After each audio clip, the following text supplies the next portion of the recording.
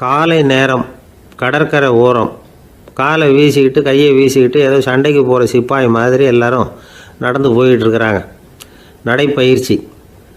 அதில் நமக்கு தெரிஞ்ச ஒருத்தர் எதிரில் வந்தார் ரொம்ப வேகமாக. என்ன சார் வாக்கிங்க அப்படின்னு கேட்டோம். அவரால் ஆமாம்னு பதில் சொல்ல முடியல, அவ்வளவு கஷ்டம். மூச்சு விடுறதுக்கே வாயை திறந்து மூடிகிட்டு இருக்கிறார். எங்கே பேசுறது? கொஞ்சம் நின்று நிதானித்து மூச்சு விட்டுட்டு அதுக்கப்புறம் சொன்னார் ஆமாம் அப்படின்னு. என்ன சார் இவ்வளவு வேகம்னோ? உங்கள் பேச்சை கேட்டுவிட்டு தான் சார் நடக்க ஆரம்பித்தோம். நீங்கள் தான் அடிக்கடி சொல்லிகிட்டு இருந்தீங்க நடக்கிறது நல்லதுன்னு. அன்னையிலேருந்து ஆரம்பிச்சுட்டேன். ஆனாலும் ரொம்ப கஷ்டமாக இருக்குது சார். இப்போ பாருங்கள், உங்கள்கிட்ட சுலபமாக பேசக்கூட முடியல, மூச்சு வாங்குது, உடம்பு கூட வலிக்கிறது மாதிரி இருக்குது அப்படின்னு அவர் பாட்டுக்கு பேச ஆரம்பிச்சிட்டார். உங்களை யார் சார் இவ்வளவு வேகமாக நடக்க சொன்னது? வேகத்தை குறைங்க, மெதுவாக நடங்க அப்படின்னோம். நீங்கள் நடக்கிறதுனால என்னென்ன சௌகரியம்னு அன்றைக்கி சொன்னீங்களே தவிர சௌகரியமாக நடக்கிறது எப்படின்னு சொல்லலையே அப்படின்னார் அவர். இன்னமும் லேசாக மூச்சு வாங்கிக்கிட்டே சொன்னால் கூட இவர் சொல்கிறதுலேயும் ஒரு நியாயம் இருக்குது. அதனால் இந்த நடைப்பயிற்சி பண்ணுறவங்க கவனிக்க வேண்டிய சில முக்கியமான குறிப்புகள் இருக்குது.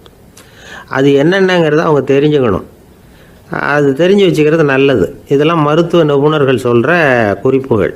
அவங்க என்ன சொல்கிறாங்க தெரியுமா? உங்கள் வயசு 40க்கு மேலேயா? உங்கள் எடை இருக்க வேண்டியதை விட 10 கிலோ அதிகமாக இருக்குதா? நீங்கள் புகை பிடிக்கிறவரா? இதய நோய், இரத்த நாள நோய், உயர் இரத்த அழுத்தம் இப்படி ஏதாவது உங்களுக்கு உண்டா? அப்படின்னா நீங்கள் உங்கள் இஷ்டத்துக்கு வரிஞ்சு கட்டிக்கிட்டு நடைப்பயிற்சி பண்ண ஆரம்பிச்சிடாதீங்க. முதல்ல ஒரு மருத்துவ பரிசோதனை பண்ணிக்கோங்க, அதுதான் நல்லது அப்படின்னு அவங்க சொல்கிறாங்க. நடக்கிறப்போ உடற்பயிற்சி செய்கிறப்போ மார்பு பகுதியில் அல்லது வேறு எங்கேயாவது தொடர்ந்து வலி இருந்ததுன்னா பயிற்சியை நிறுத்தி விட்டு டாக்டரை போய் பார்க்கணும். நடைப்பயிற்சி பண்ணுறப்போ உங்கள் சக்திக்கு தகுந்த மாதிரி மெதுவாக அதிக கஷ்டம் இல்லாமல் முன்னேறலாம். அங்கே என்ன போட்டியாக வைக்கிறாங்க? முந்திக்கிட்டு போய் என்ன பண்ண போகிறோம்? பரிசாக வாங்க போகிறோம். அதனால் நிதானம் அவசியம் அப்படிங்கிறது அவங்க ஆலோசனை. தொந்தரவு கொடுக்காத ஷூ, ட்ரெஸ்ஸு இதுகளை உபயோகப்படுத்துங்க. பாதத்தில் ஆடு தசை இருக்குல்ல, அங்கே ஏதாவது பிரச்சனை இருந்ததுன்னா டாக்டரை பாருங்கள். இந்த பாதத்தில் வலி வரும் அந்த இடத்துல. வெயில் காலமாக இருந்தால் தலைக்கு தொப்பி வச்சுக்கோங்க. பனியில் நடந்தாலும் அப்படி தான். தலையை பத்திரமா பார்த்துக்குங்க. நம்மக்கிட்ட ஏதோ கொஞ்சம் உருப்படியாக தெரியறது அது தானே. உடற்பயிற்சிக்கு முன்னாடி பின்னாடி பயிற்சி செய்கிறப்போ நிறைய தண்ணி குடிக்கலாமா. முதல் 1 மாதத்துக்கு கொஞ்சம் தளர்த்தியாக சாவகாசமாக நடக்கலாம். மணிக்கு 3 அல்லது 4 கிலோமீட்டர் வேகம்னு வச்சுங்களேன். அதுக்கப்புறம் வேகத்தை அதிகப்படுத்தலாம். மணிக்கு 6 அல்லது 8 கிலோமீட்டர் அளவுக்கு நடக்கலாம். நல்லா கையை வீசிக்கிட்டு நடக்கணும். மூச்சு விடுற எண்ணிக்கை அதிகரிக்கணும். இது மாதிரி ஒரு 30 நிமிஷம் நடக்கலாம். தனியாக நடந்து போகிறதுக்கு உங்களுக்கு என்னமோ மாதிரி இருக்குதா? கூட யாரையாவது சேர்த்துக்குங்க. ஒரு குரூப்பாக சேர்ந்து போகலாம். நடக்கிறதுங்கிறத ஒரு சந்தோஷமான சமாச்சாரமாக ஆக்கிக்கணும். தினம் இப்படி நடக்க வேண்டி இருக்குதே அப்படின்னு புலம்பிக்கிட்டே போகக்கூடாது. சில பேர் நடக்கிறப்போ கடந்த காலத்தை அசை போட்டுக்கிட்டே போவாங்க. சில பேர் வருங்காலத்தை அசை போட்டுக்கிட்டே போவாங்க. சில பேர் முக்கியமான திட்டம்லாம் இப்படி நடக்கிறப்போ தான் தீர்மானம் பண்ணுவாங்க. நடக்கிறதுனால மன இறுக்கம் குறையுது, பரபரப்பு குறையுது, மன ஆற்றல் பெருகுது, தன்னம்பிக்கை வளருது, முதுமை தள்ளி போகுது, செயல்திறன் அதிகரிக்குது. இதை தவிர உடம்புக்கும் பல விதமான சௌகரியங்கள் ஏற்படுது. அதனால் இது வரைக்கும் நடக்க ஆரம்பிக்காதவங்க இனிமேல் இந்த குறிப்புகளை கவனத்தில் வச்சுக்கிட்டு நடக்க ஆரம்பிச்சுடலாம். சார்லஸ் லேம்ப் அப்படின்னு ஆங்கில இலக்கிய மேதை ஒருத்தர். அவர் ஒரு தரம் உடம்பு சரியில்லைன்னு டாக்டர்கிட்ட போனாராம். டாக்டர் அவரை பார்த்துட்டு, நீங்கள் தினமும் காலையில் வெறும் வயத்தில் நடக்கணும் அப்படின்னாராம். வெறும் வயத்தில் நடக்கிறதுக்கு நான் தயார், ஆனால் வயிறு கிடைக்கணுமே சார். யார் வயத்து மேலே நடக்கிறது டாக்டர் அப்படின்னு கேட்டாராம் இவர். தானத்தில் சிறந்தது எது அப்படின்னு ஒரு கேள்வியை கேட்டு, தானத்தில் சிறந்தது நிதானம் அப்படின்னு அதுக்கு ஒரு பதிலும் சொல்கிறவங்க உண்டு. நிதானம் ரொம்ப அவசியம். அதுவும் இன்றைய உலகத்துக்கு ரொம்ப அவசியம். இன்றைக்கி உலகம் ரொம்ப பரபரப்பாக போய்கிட்டு இருக்குது. பொறுமையாக இருக்கணும்னு நினைக்கிறவங்களால கூட அப்படி இருக்க முடியறதில்ல. பொறுமையை சோதிக்கிறது மாதிரி பல சம்பவங்கள். அதையெல்லாம் சந்திச்சே தீர வேண்டியிருக்குது. எங்கே போனாலும் க்யூவில் நிற்க வேண்டியிருக்குது. எங்கே போனாலும் காத்துக்கிட்டு இருக்க வேண்டியிருக்கு. ஆஃபீஸ்லேயோ வீட்லேயோ கூட நீங்கள் நிதானமாக பொறுமையாக நடந்துக்க தெரியலன்னா உங்களுக்கு சிடுமூஞ்சி, முசுடு இப்படிலாம் பேர் வச்சுருவாங்க. அது உங்களுக்கு தேவையா? சரி, வாழ்க்கையில் பொறுமைசாலின்னு பேர் வாங்கிறதுக்கு என்ன வழி? முதல் பாயிண்ட், நீங்கள் நினைக்கிறது, எதிர்பார்க்கறது, செய்கிறது எல்லாமே 100% கரெக்டாக நடக்கணும்னு ஆசைப்படக்கூடாது. எதுவாக இருந்தாலும் அதில் ஓரளவுக்கு தவறு நடக்கலாம் அப்படிங்கிறத எதிர்பார்த்தே இருக்கணும். ஓரளவுக்கு அதை அனுமதிக்கணும். ஒரு நண்பரை 6 மணிக்கு ஒரு இடத்துக்கு வர சொல்லியிருக்கிறீங்க. 6 மணிக்கு அவர் வரலை, உடனே பொறுமை இழந்து நடந்துக்கக்கூடாது. ஒரு 10 நிமிஷம் டிலே ஆகலாம். ஒரு வர்ற வழியில் பஸ்ஸு கூட ஏதாவது டிராஃபிக்கில் மாட்டியிருக்கலாம். அதெல்லாம் எதிர்பார்த்தே கொஞ்சம் காத்திருக்கிறதுல ஒன்றும் தப்பு இல்லை. சில சமயம் டிலே ஆகிறது கூட நல்லதாக முடியும். ஒரு பஸ்ஸை தவற விட்டுட்டு ஐயோ கொஞ்சம் ஒரு 2 நிமிஷம் முன்னாடி வந்திருந்தா பிடிச்சிருக்கலாமே அப்படின்னு தவிச்சிக்கிட்டு இருப்பாங்க சில பேர். அடுத்தபடியாக வர்ற பஸ்ஸு நேரடியாக நீங்கள் போக வேண்டிய இடத்துக்கே கொண்டு போய் விடுற பஸ்ஸாக கூட இருக்கலாம். அது உங்களுக்கு முன்னாடி தெரியாதுல்ல. சில நெருக்கடியான சூழ்நிலைகளை தமாஷா எடுத்துக்கிறதுக்கு பழகிக்கணும். சில இடங்களுக்கு போகிறப்ப காத்திருக்கிறதுக்கு நம்ம மனசை தயார்படுத்திக்கிட்டே போகணும். ஒரு ரயிலுக்கோ பஸ்ஸுக்கோ அல்லது விமானத்துக்கோ கப்பல் பிரயாணத்துக்கோ போகிறப்போ அங்கே போய் நீங்கள் மணிக்கணக்கில் கூட காத்துக்கிட்டு தான் இருக்கணும். புறப்படுற நேரம் கூட மாறலாம். நீங்கள் போய் சேர்ந்ததும் அது உடனே புறப்படணும்னு கட்டாயமாக என்ன? அது மாதிரி சமயத்தில் படிக்கிறதுக்குன்னு சில சுவாரஸ்யமான புத்தகங்களையும் கையில் எடுத்துக்கலாம். உங்களை சுற்றி எவ்வளவோ சுவாரஸ்யமான சம்பவங்கள் நடந்துக்கிட்டு இருக்குதுல்ல, அதையெல்லாம் வேடிக்கை பாருங்கள். எதுக்காக காத்துக்கிட்டு இருக்கிறோமோ அந்த காரியத்தில் உண்மையாகவே நமக்கு ஒரு அக்கறை இருந்தால் நமக்கு போர் அடிக்காது. சில கோயில்களில் பார்த்துருப்பீங்க, தரிசனத்துக்காக பக்தர்கள் நாள் கணக்கில் காத்துக்கிட்டு இருப்பாங்க. அவங்களெலாம் அழுத்துக்கிறது இல்லை. ஆண்டவனை தரிசிக்கணுங்கிற உண்மையான அக்கறை இருக்கிறதுனால அவங்களுக்கு போர் அடிக்கிறது இல்லை. ஆனால் சில சினிமா தியேட்டரில் கூட பார்க்கலாமே, சினிமா கியூ கூட அப்படி தான். சாயந்தரம் 6 மணி ஆட்டத்துக்கு காலம்பரம் 6 மணிக்கே போய் கூட காத்துக்கிட்டு இருப்பாங்க. அவங்களுக்கெல்லாம் போர் அடிக்காது, படம் பார்க்குற ஆர்வம். இன்னொரு முக்கியமான விஷயத்தை நாம் பழக்கப்படுத்திக்கணும். லிவ் ஃபார் தி மூமெண்ட் அப்படிங்கிறாங்க நிபுணர்கள். ரொம்ப பேர் எப்படின்னா அடுத்தபடியாக நடக்க போகிற விஷயத்திலேயே கவனமாக இருப்பாங்க. அந்த நினைப்புலேயே இந்த நிமிஷத்தை பொறுமை இல்லாமல் கழிப்பாங்க. ஒருத்தர் இருக்கார், அவர் எப்படின்னா ஆஃபீஸ் முடியறதுக்குள்ளேயே சார் 5 மணிக்கெல்லாம் ரெடியாக இருங்க, நாம் அந்த ஹோட்டலில் போய் டிஃபன் சாப்பிட்ணும் அப்படின்னு 4 மணிலேருந்து சொல்லிகிட்டு இருப்பார். 4:55 பரபரப்பாக ஓடி வருவார். 2 பேரும் புறப்படுவோம், ஹோட்டலுக்கு போவோம், சாப்பிட்டுக்கிட்டு இருப்போம். அப்படி சாப்பிட்டுட்டு இருக்கிறப்பே சார் சாப்பிட்டு முடித்தது நேராக ஒரு ஜவுளி கடைக்கு போகிறோம் அப்படிம்பார். பரபரக்க சாப்பிட்டு முடிப்பார், புறப்படுவார். ஜவுளி கடையில் அவசரமாக சீக்கிரம் பில் போடுங்க சார், சினிமாவுக்கு நேரம் ஆகிடும்பார். சினிமா தியேட்டரில் உட்காந்து அடுத்தபடியாக எங்கே டின்னர் சாப்பிட்றதுன்னு யோசனை பண்ணிகிட்டு இருப்பார். ராத்திரி படுக்கையில் விழுந்ததுக்கு அப்புறமும் நாளைக்கு காலையில் எழுந்திரிச்சதும் அதை பண்ணணும் இதை பண்ணணும்னு திட்டம் போட்டுக்கிட்டே இருப்பார். அதாவது எப்போவும் அடுத்த நிமிஷம், அடுத்த நாள், அடுத்த வாரம், அடுத்த வருஷம், இதுதான் அவங்க சிந்தனை. இந்த நிமிஷம் என்ஜாய்மெண்ட்டை அவங்க இழந்துடுறாங்களாம். அதனால தான் வாழ்நாள் பூரா பொறுமையின்மை, அவஸ்தை, அல்லல். அதனால் நாம் எல்லோரும் வாழ்க்கையில் நிதானமாக இருக்கிறதுக்கு கற்றுக்கணுமா. அதுக்காக இந்த நிதானத்துக்கு வேறு விதமான அர்த்தம் பண்ணிக்கக்கூடாது. ஒருத்தர் அப்படித்தான் ஒரு தடவை அவருடைய குதிரை காணாமல் போயிட்டு தான். அதுக்காக அவர் கவலைப்படலை, நிம்மதியாக இருந்தார், சந்தோஷமாக இருந்தார். என்ன சார் இது, உங்கள் குதிரை திருட்டு போயிட்டுதுங்கிறீங்க, நீங்கள் கவலைப்படாமல் இருக்கிறீங்களே அப்படின்னு கேட்டாங்களாம். அதுக்கு அவர் சொல்லியிருக்கார், நல்ல வேலை சார், கட்டியிருந்த குதிரை காணாமல் போயிருக்குது. நான் அது மேலே உட்காந்துருக்கிற சமயம் அது காணாமல் போயிருந்ததுன்னா, திருட்டு போயிருந்ததுன்னா நானும் சேர்ந்தில் காணாமல் போயிருப்பேன் அப்படின்னாராம். எவ்வளவு நிதானமான ஆள் பாருங்கள். அர்ஜுனன் கேட்ட கேள்விக்கெல்லாம் பகவான் கண்ணன் பதில் சொன்னார். அதுக்கு பேர் பகவத்கீதை. அதே மாதிரி உத்தவன் கேட்ட கேள்விக்கும் அவர் பதில் சொல்லியிருக்கிறார். அதுக்கு என்ன பேருனா உத்தவ கீதைன்னு பேர். அது சரி, உத்தவன்னா யார்? கண்ணனுக்கு சின்ன வயசுலேருந்தே தேர் ஓட்டிக்கிட்டு இருந்தவன் அவன் தான். குருஷேத்திர போர் முடிஞ்சது, அதர்மத்தை அழித்து தர்மத்தை நிலைநாட்டி தர்மனுக்கு முடிச்சு விட்டினார் கண்ணபிரான். அதுக்கப்புறம் துவாரகைக்கு திரும்பினார். தான் வந்த காரியம் முடிஞ்சது. அதனால் இளமையிலிருந்தே தனக்கு தேரோட்டியாக இருந்து வந்த உத்தவனை கூப்பிட்டார். இதை பாருப்பா, உனக்கு வேணுங்கிறத கேளுன்னார். அவன் தனக்குன்னு எதையும் கேட்குறதுக்கு ஆசைப்படலை. இருந்தாலும் கேள்வி கேட்குறதில்ல அவன் ரொம்ப கெட்டிக்காரன். அதனால் கேட்க ஆரம்பித்தான். பரந்தாமா, ராஜசூய யாகத்துக்கு தர்மனை கூப்பிட்டு தன்னுடைய அரண்மனையில் விருந்து வச்சான் துரியோதனை. அதுக்கப்புறம் சூதாட்டத்துக்கு கூப்பிட்டான். தர்மன் தோல்வி அடைகிற மாதிரி பண்ணிவிட்டான். நீங்கள் தான் முக்காலமும் உணர்ந்தவராச்சே, சூதாட்டத்தில் தர்மர் ஜெயிக்கிறது மாதிரி பண்ணியிருக்கக்கூடாதா? இந்த பகடைக்காயை உருட்டுறப்போ நீங்கள் எதிர்பார்த்தது விழற மாதிரி பண்ணியிருக்கலாமே. சரி, அதுதான் இல்லை. வேடிக்கை பார்த்துக்கிட்டு இருந்த பீமன், அர்ஜுனன், நகுலன், சகாதேவன் இவங்களையும் பணையம் வச்சு ஆடுறப்போவாவது காப்பாற்றிருக்கலாம். அதையும் நீங்கள் செய்யலை. பாவம் அந்த அவலை பொண்ணு ஒன்றும் புரியாத ஒன்றும் தெரியாத அந்த உன்னுடைய சகோதரி திரௌபதி அந்த பொண்ணை துச்சாதனன் இழுத்துக்கிட்டு துகில் உரிகிற கட்டத்தில் காப்பாற்றினியே, இது நியாயமா, முறையா, அறமா? இதுதான் உத்தவன் கேட்ட கேள்வி.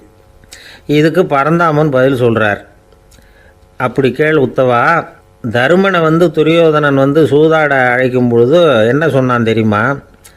நான் பணையம் வைக்கிறேன், எனக்கு பதிலாக என்னுடைய மாமன் சகுனி பகடக்காய்களை உருட்டுவான்னு சொன்னான். உடனே தருமன் எனக்கு பதிலாக என்னுடைய மைத்துனன் கண்ணன் பகடக்காய்களை உருட்டுவான்னு சொல்லியிருக்கலாமே, அப்படி சொல்லலை. என்ன செஞ்சான் தெரியுமா? துரியோதனன் கூட சூதாட்டத்துக்கு சம்மதிச்சிட்டோம், கடவுளே இது என்னுடைய மைத்துனன் கண்ணபிரானுக்கு தெரியக்கூடாது அப்படின்னு வேண்டிக்கிட்டான். இதனால் தருமன் எனக்கு மனசால் தடை போட்டுட்டான். அதனால் அரண்மனைக்கு வெளியிலேயே என்னை கூப்பிடுவாங்கன்னு நான் காத்துக்கிட்டு இருந்தேன். பீமன், அர்ஜுனன், நகுலன், சகாதேவன், திரௌபதி இவங்களை பணையம் வச்சு ஆடுறப்போவாவது கூப்பிடுவாங்கன்னு பார்த்தேன். அப்பவும் அவங்க என்னை கூப்பிடல, நினைக்கல. திரௌபதியை துச்சாதனன் கூந்தலை பிடிச்சி இழுக்கிறான். அப்போ கூட அவள் தன்னுடைய உடல் பலத்தால் தடுக்கிறதுக்கு முயற்சி பண்ணாலே தவிர என்ன நினைக்கல. துரியோதனன் சபைக்கு இழுத்து செல்லப்பட்ட திரௌபதி அறநூல்களையும் அரச நீதிகளையும் சொல்லிக்கிட்டு இருந்தாலே தவிர என்ன நினச்சே பார்க்கல. துகில் உரிகிற கட்டத்தில் தான் ஹரி ஹரி கண்ணா பரந்தாமன்னு கூப்பிட்டா, அதனால தான் அப்போ போய் நான் காப்பாற்றினேன் அப்படின்னா பரந்தாமன். அப்படின்னா நீ அழைச்சாதான் போவியா, நீயா போக மாட்டியா அப்படின்னு கேட்குறான் உத்தவன். ஆமாம், நான் கூப்பிட்டா தான் போவேன். மனிதர்கள் செய்யக்கூடிய செயல்களையெல்லாம் அவங்கவுங்க போக்கிலேயே விட்டுட்டு வேடிக்கை பார்த்துக்கிட்டு இருப்பேன். நான் குறுக்கிட்டு ஒன்றுமே செய்ய மாட்டேன் அப்படின்னா பரந்தாமன். மனுஷன் தவறு பண்ணுனா திருத்த மாட்டியா, சும்மா பார்த்துக்கிட்டு தான் உட்காந்துருப்பியா அப்படின்னு கேட்குறான் உத்தவன். நான் மனுஷனுடைய உள்ளத்தில் இருக்கிறப்போ என் எதிரில் மனுஷன் தவறு பண்ண மாட்டான் அப்படின்னு ஆனால் கண்ணன். அதாவது யார் நினைக்கிறாங்களோ அவங்க உள்ளத்துலலாம் அவன் இருக்கிறான். அப்படி இருக்கிறப்போ தவறு செய்ய மனுஷன் அஞ்சுவான். இதுதான் உத்தவ கீதைங்கிறது. இந்த காலத்துலேயும் சில பேர் பகவான் மாதிரி அடுத்தவங்க கஷ்டப்படுறத வேடிக்கை பார்த்துக்கிட்டு இருக்கிறது உண்டு. அன்றைக்கி அப்படித்தான் நடுத்தெருவில் ஒரு திருடனை பிடிச்சி எல்லாரும் சேர்ந்து அடிச்சுக்கிட்டு இருக்கிறாங்க. ஒரு ஆள் மட்டும் தள்ளி நின்று அதை வேடிக்கை பார்த்துக்கிட்டு இருக்கான். பார்த்துக்கிட்டு சிரிச்சுக்கிட்டு இருக்கிறான். என்ன சார் இது, பாவம் அந்த ஆளை போட்டு அப்படி அடிக்கிறாங்களே அப்படின்னோம். அடிக்கட்டும் சார், அவன் அடி வாங்க வேண்டிய ஆள் தான் அப்படின்னா அவன். ஏன் சார் அப்படி சொல்கிறீங்க அப்படின்னு கேட்டோம். பின்ன என்ன சார், நான் ஒருத்தர் பையில் இருந்த பர்ஸை எடுக்கிறதுக்கு முயற்சி பண்ணிக்கிட்டு இருந்தேன். அதுக்குள்ளே அவன் முந்திக்கிட்டு அபேஸ் பண்ணிவிட்டான். பர்ஸை அவன் எடுத்துட்டான். பார்க்குறதுன்னா எடுக்கிறது அவனா? என்ன சார் நியாயம் இது? நல்லா வாங்கட்டும் அப்படிங்கிறான். ஒரு ஊரில் ஒரு சித்தர் இருந்தார், சூஃபி சித்தர். அவர் ஞானம் பெற்ற ஒரு சித்தர். ஒரு நாள் அந்த நாட்டு மன்னன் அவரை பார்க்கறதுக்காக வந்தான். என்ன வேணும் உனக்குன்னு கேட்டார். நான் கடவுளை பார்க்கணும், அதுக்கு நீங்கள் தான் உதவி பண்ணணும் அப்படின்னா அவன். சித்தர் கொஞ்சம் யோசனை பண்ணார். சரி போயிட்டு நாளைக்கு வாடினார். அதே மாதிரி மன்னன் போயிட்டு அடுத்த நாள் வந்தான். இங்கே நீ என்னோட ஒரு வாரம் தங்கியிருக்க வேண்டியிருக்கும்னார். சரின்னா ஒரு பிச்சை பாத்திரத்தை தூக்கி கையில் கொடுத்தார். அவனுக்கு ஒன்றும் புரியல, இருந்தாலும் வாங்கிட்டான். வாங்கிட்டு இதை என்ன செய்யணும் அப்படின்னு கேட்டான்.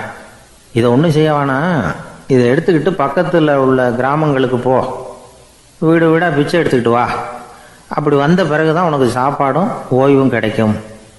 ஒரு வாரம் இப்படி செய், அதுக்கப்புறம் 8வது நாள் நாம் கடவுளை பற்றி யோசிக்கலாம் அப்படின்னார். இப்படி இவர் சொன்னதை கேட்டதும் அந்த அரசனுக்கு அதிர்ச்சி ஆயிட்டுது. ஒரு மாதிரி ஆயிட்டான். தன்னுடைய சொந்த நாட்டில் சொந்த குடிமக்கள்கிட்ட போய் பிச்சை எடுக்கிறதா அப்படின்னு யோசனை பண்ணி பார்த்தான். அதுக்கப்புறம் மெதுவாக அவன் அந்த சித்தரை பார்த்தான்.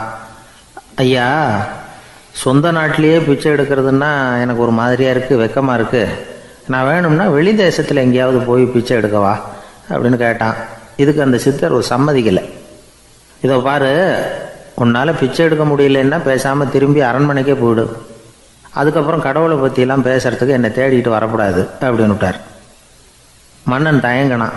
இருந்தாலும் மனசை சரி பண்ணிட்டு சம்மதிச்சான். சரிங்க, ஒரு வாரம் இங்கே தங்குறேன், நீங்கள் சொல்கிறது மாதிரி பக்கத்து கிராமங்களுக்கு போகிறேன், வீடு வீடாக பிச்சை எடுக்கிறேன், வர்றேன் அப்படின்னா. ஒரு வாரம் தெரு தெருவாக பிச்சை பாத்திரத்தோடு அலைஞ்சான். சொந்த ஊரில் சொந்த குடிமக்கள்கிட்ட பிச்சை எடுத்தான். 7 நாள் முடிஞ்சுது. 8வது நாள் அந்த சித்தர் மன்னனை கூப்பிட்டார். இப்படி வாழ்னார். வந்தான். இனிமேல் நீ கடவுளை பற்றி என்கிட்ட கேட்கலாம்னார். இனிமே கேட்கறதுக்கு ஒன்றுமே இல்லை சுவாமின்னா இவன். ஒரு வார காலம் பிச்சை எடுத்த பிறகு தான் கடவுளை காண முடியும் அப்படின்னு நான் கனவு கூட காணவில்லைன்னா. அப்படின்னா நீ பிச்சை எடுத்த காலத்தில் அப்படி என்னதான் நடந்தது அப்படின்னு கேட்டார் அவர். சுவாமி, ஒரு வார காலம் பிச்சை எடுத்ததில் என்னுடைய ஆணவம் அழிஞ்சுட்டுது. அது இப்போ இருக்கிற இடமே தெரியல. இப்போ அதை காணவே காணோம். பிச்சைக்காரனாக இருந்தப்போ பெற்றதை மன்னனாக இருக்கும்போது பெற முடியாதுங்கிறத புரிஞ்சுக்கிட்டேன் அப்படின்னா மன்னன். அடக்கம் பிறந்தவுடன் தெய்வீக கதவுகள் திறந்து கொள்ளுகின்றன அப்படிங்கிறார் ஓஷோ. நம்மால் ஒருத்தன் ஆணவம் அழியணுங்கிறதுக்காக ஒரு திருவோட்டை எடுத்துக்கிட்டு தெரு தெருவாக பிச்சை எடுக்க ஆரம்பித்தான். என்ன, தெய்வீக கதவுகள் திறந்துதா அப்படின்னு கேட்டார் ஒருத்தர். தெய்வீக கதவு திறக்கிறதுக்கு முன்னாடியே எங்கள் வீட்டு கதவு சாத்திக்கிட்டுதுன்னா. என்னடா சொல்கிறேன்னார். இனிமேல் வீட்டுக்குள்ளேயே வர வேணாம், இதையே தொழிலாக வச்சுக்கோ அப்படின்னு எங்கள் வீட்டில் சொல்லிவிட்டாங்க சார் அப்படின்னா. ஒரு ஊரில் ஒரு மன்னர் இருந்தார். ஒரு நாள் அவருடைய அரசவைக்கு ஒரு ஓவியன் வந்தான். அவன் சீனா தேசத்திலிருந்து வந்தவன், தாவோ சிந்தனையாளன். அவன் அங்கே வந்து மன்னர் முன்னாடி நிற்கிறான். யாரும் செய்ய முடியாத ஒரு காரியத்தை என்னால் செய்ய முடியும்னா. இவன் இப்படி சொன்னதை கேட்டதும் ஏற்கனவே அங்கே இருந்த அரசவை ஓவியன் ஒருத்தனுக்கு கோபம் வந்துட்டுது. இதோ பாரு, இப்படிலாம் பேசக்கூடாது, நான் வேணும்னா உன்னுடைய சவாலை ஏற்றுக்கிறேன் அப்படின்னா. நாம் 2 பேரும் ஓவியம் தீட்டுவோம், அதை பார்த்துட்டு நம்ம 2 பேரில் யார் சிறந்த ஓவியன் அப்படிங்கிறத மன்னரே தீர்மானம் செய்யட்டும், என்ன சொல்கிறேன் அப்படின்னு கேட்டான் அவன். அவனும் சரின்னு ஒத்துக்கிட்டான். போட்டி ஆரம்பமாச்சு. அரசர் அவங்களுக்கு 2 சுவர்களை ஒதுக்கி கொடுத்தார். 6 மாத காலம் அவகாசம் கொடுத்தார். 2 ஓவியர்களும் அவங்கவங்க வேலையை ஆரம்பித்தாங்க. இரவு பகலாக வேலை செய்ய ஆரம்பிச்சுட்டாங்க. 6 மாதம் முடிஞ்சது. அரசர் வந்து பார்த்தார். முதல்ல தன்னுடைய அரசவை ஓவியர் தீட்டியிருந்த ஓவியத்தை பார்த்தார். ரொம்ப பிரமாதமாக இருந்தது, பாராட்டினார். இதோ பாரு, உன்னுடைய ஓவியம் அற்புதமாக இருக்குது, உயிரோட்டம் உள்ளதாக இருக்குது, கலையின் உச்சமே இதுதான், இதை விட சிறந்த ஒரு ஓவியத்தை வேற யாராலையும் படைக்க முடியாது அப்படின்னார். அதுக்கப்புறம் அந்த சீன ஓவியன்கிட்ட போனார். எங்கே உன்னுடைய ஓவியம்னு கேட்டார். திரைச்சீலையை விலக்கி விட்டு பாருங்கன்னா. மன்னர் வந்து அந்த திரைச்சீலையை விளக்குனார். உள்ளே வந்து ஓவியம் இருக்க வேண்டிய இடம் கண்ணாடி மாதிரி தெரிஞ்சுது. அவன் அந்த 6 மாத காலமாக அந்த சுவரை வந்து தேய்ச்சி தேய்ச்சி கண்ணாடி மாதிரி ஆக்கி வச்சிருக்கிறான். அதுக்கு நேராக எதிர் சுவரில் அரசவை ஓவியன் தீட்டின ஓவியம் இருக்குது. அது எதிரில் இருந்த இந்த கண்ணாடியில் பட்டு பிரதிபலிக்குது. மன்னர் யோசனை பண்ண ஆரம்பித்தார். அப்புறம் அந்த சீன ஓவியனை பார்த்து கேட்டார். இதை பாரு, நீ என்னுடைய ஆளை வந்து தோற்கடிச்சுட்ட அப்படிங்கிறதுல சந்தேகம் இல்லை, ஆனாலும் எங்களை ஏமாற்றி இருக்கிற, எந்த ஓவியமும் நீ வரையிலையே அப்படின்னார். அரசே, இதுதான் உண்மையான ஓவியம், உயிருள்ள ஓவியம். இது வந்து மனோபாவங்களை பிரதிபலிக்கும், மாறுகின்ற காலங்களை அப்படியே காட்டும் அப்படின்னா அந்த சீன ஓவியன். கையால் வரைகிற ஓவியங்களில் சலனம் இல்லை, கண்ணாடி அப்படி கிடையாது, சக்தியின் ஓட்டம் அதில் எப்பவும் இருந்துக்கிட்டே இருக்கும். கண்ணாடி மட்டுமே ஜீவன் உள்ள ஓவியமாக இருக்க முடியுங்கிறத அந்த சீன ஓவியன் தெரிஞ்சு வச்சிருந்தான். ஏன்னா அவன் ஒரு தாவோ சிந்தனையாளன். ஒவ்வொரு குழந்தையும் இந்த கண்ணாடியோடு தான் பிறக்குது. ஆனால் நாம் என்ன செய்கிறோம்னா ஓவியங்களை கண்ணாடி மீது பதிப்பிச்சு விடுறோம். கண்ணாடி நம்மளை பிரதிபலிக்குது. நம்முடைய அழகோ அவலட்சணமோ கண்ணாடியை பாதிக்கிறது இல்லை. ஏன்னா அதுக்கு மனம் கிடையாது. கடந்து போன வினாடியை பற்றி அது சிந்திக்கிறது இல்லை. அடுத்த கணத்தை பற்றின எதிர்பார்ப்பும் அதுக்கிட்ட கிடையாது. அதுதான் பற்றற்ற நிலை. மனிதனுக்கு தேவைப்படுறது அதுதான். கண்ணாடிக்கிட்டே இருந்து நாம் வந்து கற்றுக்கொள்ள வேண்டிய பாடம் இது. வாழ்க்கையில் வந்து மனிதர்களை நேசிக்கலாம், உலகின் அழகையெல்லாம் பிரதிபலிக்கலாம், ஆனால் எதையும் பற்றி கொண்டு விடக்கூடாது அப்படிங்கிறது பெரியவர்கள் அறிவுரை. துயரம்ங்கிறது பற்றுக்களின் சாயை. கண்ணாடி முன்னாடி நிற்கிறப்போவெல்லாம் நமக்கு இந்த ஞாபகம் வரணுமா. ஒரு குடும்பத் தலைவர் ஒரு நாள் காலையில் விடிஞ்சு எழுந்திரிச்சதும் சத்தம் போட்டார். யார் இந்த கருங்குரங்கு படத்தை என் ரூமில் கொண்டாந்து மாட்டி வச்சது அப்படின்னு கத்தினார். சமையல் கட்டிலிருந்து மனைவி பதில் சொன்னாங்க. தூக்க கலக்கத்தில் உளராதுங்க, நல்லா பாருங்க, அது படம் கிடையாது, முகம் பார்க்குற கண்ணாடி அப்படின்னாங்க.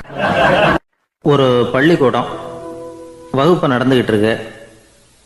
ஆசிரியர் பாடம் நடத்திக்கிட்டு இருக்கிறார்.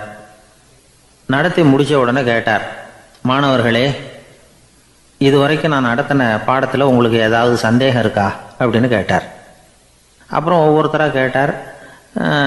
ஒரு மாணவன் எழுந்திரிச்சான். சார், எனக்கு சந்தேகம் எதுவுமே இல்லைன்னா. ஏன்னு கேட்டார். ஏன்னா எனக்கு நீங்கள் நடத்தின பாடம் தெளிவாக புரிஞ்சுட்டுது, அதனால் சந்தேகம் வரலன்னா. இன்னொரு மாணவன் எழுந்திரிச்சான். சார், எனக்கும் சந்தேகம் எதுவும் இல்லைன்னா. ஏண்டான்னு கேட்டார்.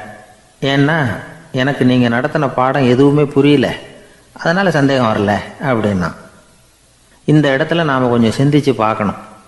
இந்த உலகத்தில் எல்லாம் புரிஞ்ச ஒருத்தனுக்கும் சந்தேகம் வராது, எதுவுமே புரியாத ஒருத்தனுக்கும் சந்தேகம் வராது. அறகுறையாக புரிஞ்சுக்கிட்டவன் இருக்கான் பாருங்க, அவனுக்கு தான் அடிக்கடி சந்தேகம் வரும். ஆக மாணவர்களை இந்த 3 வகையாக பிரிக்கலாம். அதே மாதிரி தான் மனிதர்களையும் 3 வகையாக பிரிக்கிறாங்க ஆன்மீகவாதிகள். ஒரு ஆன்மீக பெரியவர் என்ன சொல்கிறார் தெரியுமா? இந்த உலகத்தில் 3 வகையான மனிதர்கள் இருக்கிறாங்களாம். முதல் வகை எப்படி தெரியுமா? இவங்களுக்கு எதையும் தெரிஞ்சுக்கணுங்கிற அவசியமே கிடையாது. ஏன்னா அவங்களுக்கு எல்லாமும் தெரியும். இவங்க ஞானத்தின் முழு வடிவாக இருக்கிற காரணத்தினால அவங்களுக்கு எந்த சந்தேகமும் இல்லை, எந்த கேள்விகளும் கிடையாது. இந்த நிலையில் இருக்கிறவன் கிருஷ்ணன்.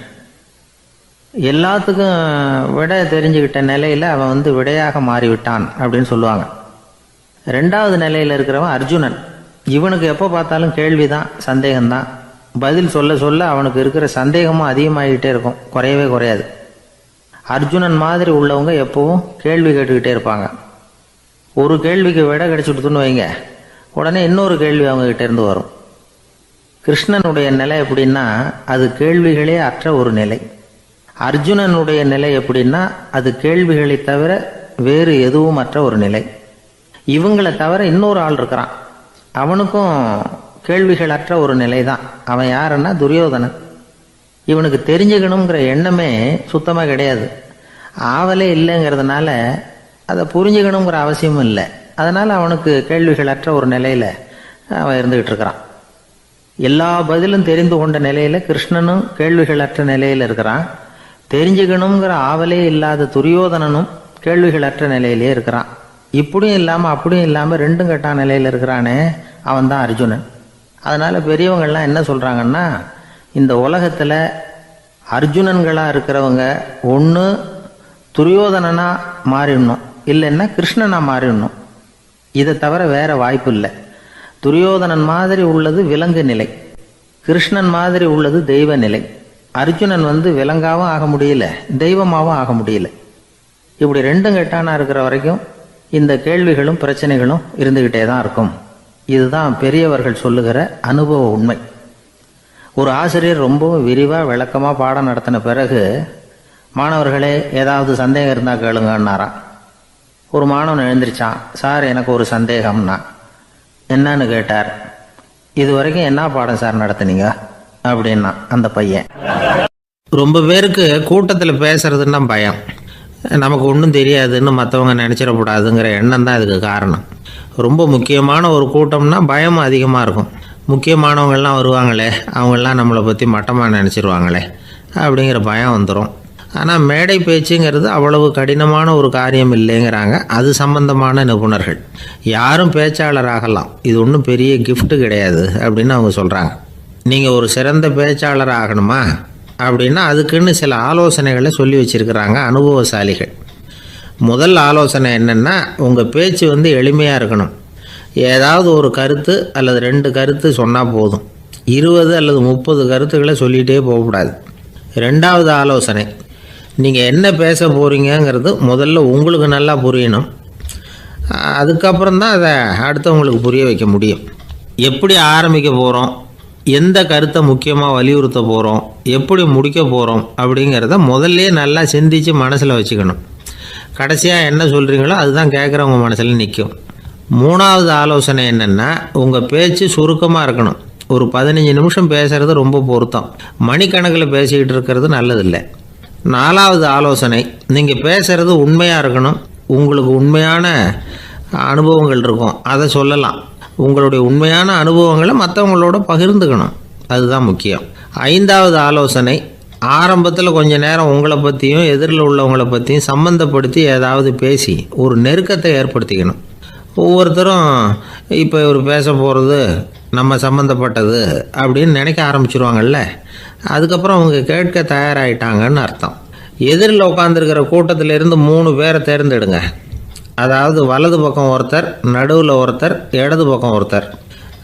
அதாவது உங்களை ரொம்ப கனிவாகவும் ஆர்வமாகவும் பார்க்குறவராக பார்த்து தேர்ந்தெடுத்துங்க. மனசுக்குள்ளே நீங்கள் பேசும்பொழுது என்ன பண்ணணும்னா, இவங்களை நேருக்கு நேராக மாறி மாறி பார்த்துக்கிட்டே பேசுனீங்கன்னா நீங்கள் ஏதோ ஒட்டுமொத்த கூட்டத்தையும் பார்த்து பேசுகிறதாக ஒரு உணர்வு அது ஏற்படுத்திவிடும். 6வது ஆலோசனை என்னென்னா, சொற்பொழிவுன்னா நீங்கள் பேசணும், படிக்கக்கூடாது. எழுதி படிக்கிறது நல்லா இருக்காது. குறிப்புகள் வேணும்னா வச்சுக்கலாம். படிக்கிறது பேப்பர்லேருந்து வர்றது மாதிரி இருக்கும், பேசுகிறது இதயத்திலேருந்து வர்றது மாதிரி இருக்கும். அப்புறம் 7வது ஆலோசனை சொல்கிறாங்க.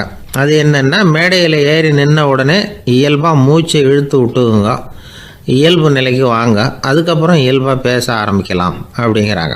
இவ்வளவும் பேச்சு கலையில் வல்லுநர்களாக இருக்கிறவங்க சொல்லுகிற ஆலோசனைகள். இதையெல்லாம் கடைபிடிச்சா நமக்கும் அதுக்கும் வெகு தூரம்னு நினச்சிக்கிட்டு இருந்த ஒன்று இப்போ கிட்டத்தில் நெருங்கி வந்துடும். நாம் சொல்கிறபடியெல்லாம் அது கேட்கும். ஒரு பேச்சாளர், அவருக்கு சுருக்கமாகவே பேச தெரியாது. மேடையில் ஏற்றி விட்டுவிட்டா போதும், ஆரம்பிச்சிருவார், நிறுத்த மாட்டார், பேசிக்கிட்டே இருப்பார். ஒரு தடவை அவர் ஒரு கூட்டத்தில் ரொம்ப நேரம் பேசிக்கிட்டே இருக்கிறார். எதிரில் பொறுமை இழந்த ஒருத்தர் தன்னுடைய கை கடிகாரத்தை காட்டினார். அதை கவனித்த பேச்சாளர், மன்னிக்கணும், கை கடிகாரம் நான் கொண்டுகிட்டு வர மறந்துட்டேன், அதுதான் நேரம் போனதே தெரியல அப்படின்னு சொல்லியிருக்கிறார். இதுக்கு அவர் சொன்னாராம் கோபமாக, ஏய்யா கடிகாரத்தை தான் பார்க்க முடியல, மறந்துட்டேன், பக்கத்தில் மாட்டிருக்கிற கேலண்டரையாவது பார்க்கக்கூடாதா அப்படின்னாராம். ஜெருசலேம் அங்கே உள்ள ஒரு தேவாலயம். அதில் உள்ள பலிபீடத்தின் முன்னாடி ஒரு பெட்டி உண்டு. அது காணிக்கை பெட்டி. ஆலயத்துக்கு வர்றவங்க பிரார்த்தனை பண்ணிவிட்டு திரும்பி போகிற சமயத்தில் அந்த பெட்டியில் காணிக்கை போடுவாங்க. அவங்களால எவ்வளவு முடியுமோ அவ்வளவு போடுறது வழக்கம். அவங்கவுங்க வசதிக்கு தகுந்த மாதிரி போடுவாங்க. வசதி உள்ளவங்களாக இருந்தாலும் சரி, வசதியே இல்லாத வறியவர்களாக இருந்தாலும் சரி, ஆலய காணிக்கை பெட்டியில் காசு போடுறது அவங்களுக்கு ரொம்ப பெருமையான ஒரு செயல். ஒரு சமயம் இயேசு தம்முடைய சீடர்களோடு அந்த ஆலயத்துக்கு வரார். அங்கே உட்காந்து ரொம்ப நேரம் வழிபாடு பண்ணிகிட்ருக்கிறார். சீடர்களும் அந்த ஜபத்தில் கலந்துக்கிட்டாங்க. வழிபாடு முடிஞ்சுது. இயேசு உட்காந்துருக்கிறார். காணிக்கை பெட்டியில் காசு போடுறவங்கள கவனிக்கிறார். சீடர்களும் அதையே கவனிச்சிக்கிட்டு இருக்கிறாங்க. ரொம்ப பேர் வரிசையாக வந்தாங்க. அவங்களால முடிஞ்ச அளவுக்கு காசு போட்டுட்டு அவங்க பாட்டுக்கு போய்கிட்டு இருக்கிறாங்க. வசதியானவங்க நிறைய பேர் வந்தாங்க. அதுக்கு மத்தியில் வயசான ஒரு அம்மா, அவங்களும் காசு போட்டுட்டு போகிறாங்க. இப்போ இயேசு தன்னுடைய சீடர்கள் பக்கம் திரும்பினார். ஒரு கேள்வி கேட்டார். இப்போ இந்த காணிக்கை பெட்டியில் நிறைய பேர் காசு போட்டுட்டு போகிறத நீங்கள் கவனிச்சிங்க. இன்றைக்கி இந்த காணிக்கை பெட்டியில் ரொம்பவும் அதிகமாக காசு போட்டது யார் அப்படின்னு கேட்டார். முதல்ல வந்தார் ஒரு பெரிய மனுஷன், அவர் தான் அதிகமாக போட்டார் அப்படின்னார் ஒருத்தர். 3வதாக வந்தவர் தான் அதிகமாக போட்டார், நான் கவனித்தேன் அப்படின்னாரு இன்னொருத்தர். இப்படி ஆளுக்கு ஒரு விதமாக சொல்கிறாங்க. கடைசியாக இயேசு சொன்னாராம், இன்றைக்கு அந்த பெட்டியில் அதிகமாக காசு போட்டவங்க அந்த வயசான அம்மா தான் அப்படின்னாராம். சீடர்களுக்கு ஒன்றும் புரியல. அந்த அம்மா ரொம்பவும் ஏழையாச்சே, அவங்க எப்படி அதிகமாக காணிக்கை செலுத்த முடியும் அப்படிங்கிறது அவங்க சந்தேகம். இயேசு விளக்குனார். நிறைய பேர் வந்தாங்க, நிறையவே காசுகள் போட்டாங்க, அது உண்மைதான். ஆனாலும் அந்த அம்மா என்ன பண்ணாங்க கவனிச்சிங்களா? வந்தாங்க, தன்னுடைய காசு பையை திறந்தாங்க, அப்படியே கொட்டுனாங்க. அதில் இருந்தது 2 காசுகள் தான். அந்த 2 காசும் காணிக்கை பெட்டியில் விழுந்துட்டுது. மற்றவங்கள்லாம் தங்கள்கிட்ட இருந்த செல்வத்தின் ஒரு சிறு பகுதியை எடுத்து பெட்டியில் போட்டாங்க. ஆனால் இந்த அம்மா தன்கிட்ட என்ன இருந்ததோ அதை அப்படியே போட்டுட்டாங்க. தன்னுடைய பிழைப்புக்காக வச்சுருந்த அவ்வளவையும் இழக்கிறதுக்கு தயாராகிட்டாங்க. அவ்வளவு தாராள மனசு அவங்களுக்கு. அதனால் அவங்க செலுத்தின காணிக்கை தான் அளவில் அதிகம் அப்படின்னார். விலை மதிப்பில்லாத முத்து புதையல் ஒருத்தனுக்கு கிடைக்க போகுதுன்னு வச்சுக்கோங்க. அதன் மதிப்பை உணர்ந்தவன் என்ன பண்ணுவான்? அதை அடையிறதுக்காக தன்கிட்ட இருக்கிற எதையும் கொடுக்கறதுக்கு தயாராக இருப்பான் இல்லையா? அது மாதிரி தான் இதுவும் அப்படின்னார். உலக மதிப்பீடுகளை துரும்பா தூசியாக மதித்து அதையெல்லாம் உதறி விடுகிறவன் இறையருள் அப்படிங்கிற இணையில்லாத செல்வத்தை பெறுகிறான் அப்படிங்கிறது இதில் உள்ள கருத்து. இறைவனுக்காக இழப்பதுன்னா துன்பப்படுகிறவர்களுக்காக, ஏழைகளுக்காக, ஏதுமற்றவர்களுக்காக இழப்பது அப்படின்னு அர்த்தம். உங்கள் அயலானுக்கு நீங்கள் என்ன உதவி செய்தாலும் அதை எனக்கே செய்கிறீர்கள் அப்படின்னு இயேசு சொல்லியிருக்கிறார். அடுத்தவங்களுக்கு உதவணுங்கிற குணம் இன்னைக்கு ரொம்ப குறைஞ்சி போச்சு. ஒருத்தன் வாழைப்பழத்தோல் வழுக்கி கீழே விழுந்துட்டான். பக்கத்தில் இருந்த நண்பன் உடனே இவனை தூக்கிக்கிட்டு போய் ஆஸ்பத்திரியில் சேர்த்துட்டான். அதுக்கப்புறம் சொன்னான், நீ அந்த வாழைப்பழத்தோலில் காலை வைக்க போகிறத முன்னாடியே நான் கவனிச்சுட்டேன் அப்படின்னு நானா. அப்படின்னா அப்போவே நீ எனக்கு உதவி செஞ்சுருக்கலாமே அப்படின்னு நானா அவன். நான் டாக்டருக்கு உதவலாம்னு நினச்சிட்டேன் அப்படின்னா இவன்.